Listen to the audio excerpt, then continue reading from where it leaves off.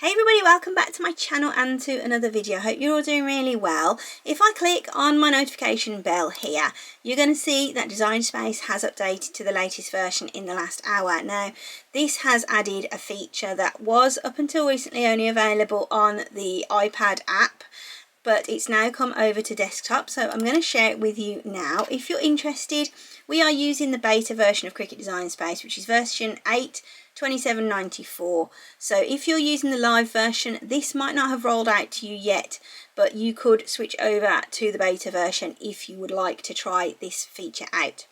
So without any further ado, let's jump into the video. Here we are then in Cricut Design Space with a nice blank canvas.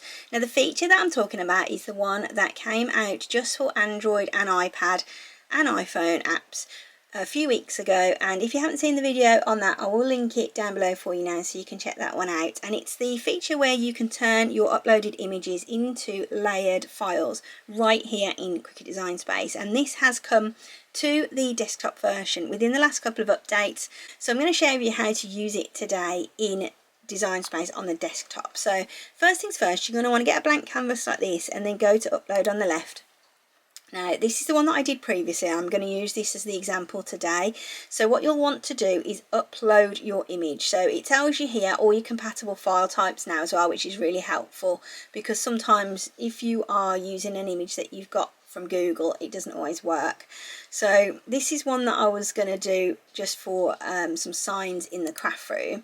So let's click on upload, and then we're going to go to browse, and then I'm going to look through my downloads from today and just click on that one. It's a JPEG file, so it should be okay. I'm going to click on open and it appears here on the screen. What I'm going to do is go through to continue, and I want to remove the background from this. So let's click on the automatic background remover.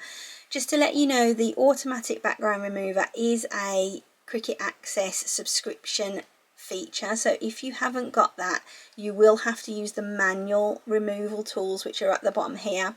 But I will be using those now just to restore a couple of bits to this, because if I click on preview single layer, it's going to show me that it's taken out some bits here and in this pointy bit that I might not want to be actually taken out. So if I click on restore, I can restore all those parts. Let's go back to brush size and just pop that down so it's a little bit smaller.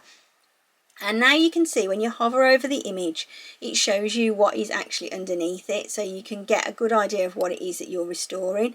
So I'm just going to click on my mouse just to bring those back, and then up here, this bit, I'm going to make it even smaller, and I'm just going to come up here and just go over that. Now, seeing what's there doesn't actually help when it's such a small brush, but I've got a rough idea, but it doesn't matter all that much because I can add an offset to it if I wanted to as well.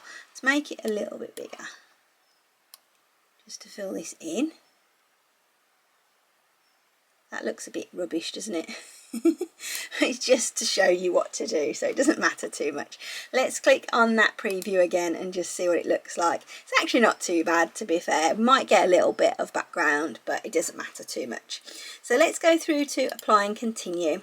And now this is where it gives us the different options of what we're going to do. So as you can see, we've got the multiple layers version here. It does say it's a beta again, and again it is only for Cricut Access subscribers, unfortunately.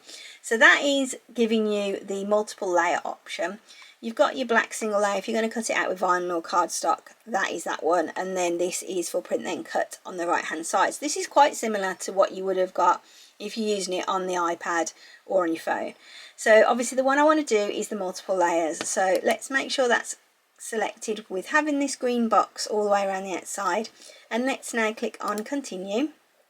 So now it tells us convert to layers beta. Instantly convert an image into layers. As a Cricut Access subscriber, you've got perks. By choosing multiple layers, you can convert a multicolored image into separate layers. Check it out. So that's what I'm going to do. Click on check it out. Here is my design then. So you can see now I have got the preview up the top here. I can look at it in the layers function as well. So this shows me that I've basically got 2 layers here. I've got the grey and the red, and then I can also look at those layers individually as well if I wanted to. So I'm just going to show you this red one. As you can see, it's quite a lot of individual bits and quite a lot of tiny details that I think if I were going to actually use this file, which I'm not, it's just purely for this video, I would go back into the bit where I was using the revert and the removal tool, and I would probably get rid of all these little bits and just make it so it's quite straight. The image that I used before that was already in my uploaded images was actually much better than this one, and it came out really nice and straight. I'll show you that one when we've finished with this. So if I go back to the preview, it's showing me the image, and then I've got 2 layers here. I can choose to increase that if I want to. Just by clicking on this little drop down here, it gives me all of these different options, and that of course increases the amount of colours that are also in my image. So if I click on 3, it's going to add the black in as well, and then I can see which layer that is referring to. So as you can see, it's all a bit jagged. This isn't a very good image, but it gives you the idea of what you are doing. If we click on advanced here, we've got all the same tools: smooth, reduce noise, and simplify. Simplify is probably the only one that I would change, and this one just makes it a little bit easier to cut. And then as you can see, it's changed all those little bits into little dots now rather than being all jagged. So I'm going to leave that on high, and when we go through to continue now, like we're going to, this one is it's got its name in there. I'm not going to keep this image anyway because it's not very good. Let's click on upload and let's make it bigger. So now we can see that. What we can do is come here to the layers panel, and we can drop that down so we can see the layers underneath. If we click on that grey one there, we can see that, and then if we click on the red one here, we can also see that. So what we're going to do is just move that out. There's the grey. It's not too bad actually, the grey one. Let's have a look at the red. What we can do is contour this out and fill bits in. So if we click on contour, we can now fill in all these little dots around here if we wanted to, and we can just get rid of them and make it a little bit more streamlined. I would probably recommend going back through your background remover though and doing it that way, because this is a bit fiddly. But as you can see, it's filled in those bits on the side there, and it does allow for us to make this as a layered piece. I'm just going to show you the other one that I used. This was a much better file. Let's add it to the canvas, and this is what it came out like, and it was perfect for cutting. It was 2 layers again.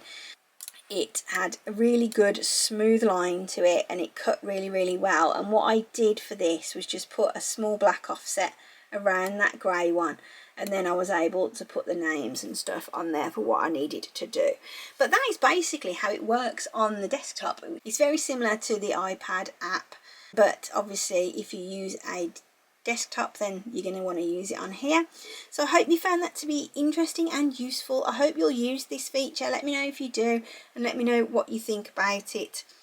Don't forget to drop me any questions or comments you've got down below, and I will always try and respond to you where I can.